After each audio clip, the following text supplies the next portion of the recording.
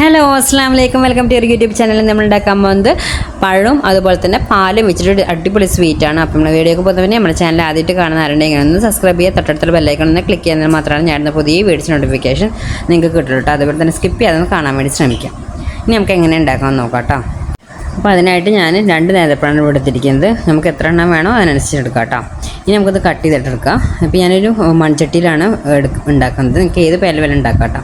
Flame on ആക്കിയിട്ടില്ല.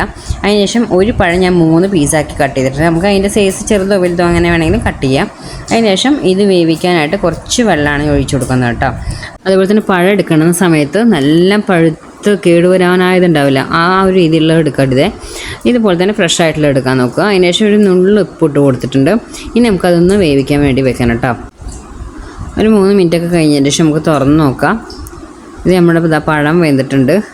പഴം നന്നായിട്ട് വെന്ത് ഉടയൊന്നും വേണ്ട, ഒന്ന് ചെറുതായിട്ട് വെന്ത് കിട്ടിയാൽ മതി. അതിന് ശേഷം ഞാനിവിടെ ഒരച്ച് ശർക്കര ഒരുക്കിയിട്ട് അരിച്ചു വെച്ചതാണ് കേട്ടോ. ചൂടുള്ളതല്ല, ചൂടാറിയതാണ്. അത് ഇതിലേക്ക് ഒഴിച്ചു കൊടുക്കുക. ഇനി നമുക്ക് ഈ പഴം ഒന്ന് വേവും വേണം. അതുപോലെ തന്നെ ആ ശർക്കര പാനി ഒന്ന് വെറ്റി ഒന്ന് ഡ്രൈ ആയിട്ട് വരണിട്ട് നമുക്ക് ഇതൊന്ന് ഒരു 3-4 മിനിറ്റ് ഒന്ന് അടച്ചു വയ്ക്കുക. അത് വെറ്റുന്ന ടൈം എടുക്കുക. എന്നിട്ട് അതിന് ശേഷം ഒന്ന് തുറന്ന് നോക്കിയാൽ ഇതുപോലെ ശർക്കര പാനി വെറ്റി വന്നിട്ടുണ്ട്. അതൊന്ന് ചെറുതായിട്ട് ഇളക്കി കൊടുക്കുക. അതിന് ശേഷം നമുക്ക് ഇനി ഒരു 1/4 ടീസ്പൂൺ ഏലക്ക പൊടി ഇട്ട് കൊടുക്കുക. ഏലക്കയുടെ പൊടി ഇട്ട് കൊടുത്തതിന് ശേഷം നമുക്ക് വേണ്ടത് ഒരു 1/4 ടീസ്പൂണോളം നല്ല ജീരകത്തിൻ്റെ പൊടിയാണ് ഇട്ട് കൊടുക്കുന്നത് കേട്ടോ. നല്ല ജീരകമാണ്, അതിട്ട് കൊടുക്കുക.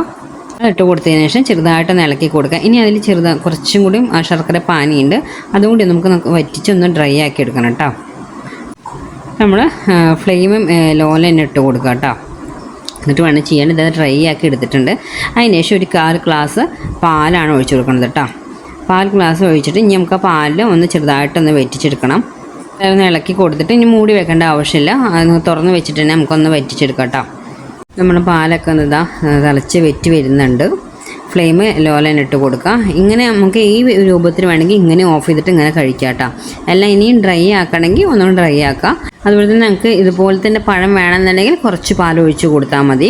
ഇനി ഞാൻ കുട്ടികൾക്ക് ഇവിടെ കുറച്ചും കൂടി ഒന്ന് ഉടഞ്ഞ് ഒരു ലൂസ് രൂപത്തിൽ വേണം, അതുകൊണ്ടാണ് ഇത്ര പാൽ ഒഴിച്ച് കൊടുത്തത് കേട്ടോ.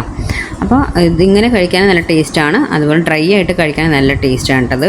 അപ്പോൾ ഇത്രയേ ഉള്ളൂ. ഇനി ഒരു സ്പൂണ് നെയ്യും കൂടി ഒഴിച്ച് കൊടുക്കണം കേട്ടോ.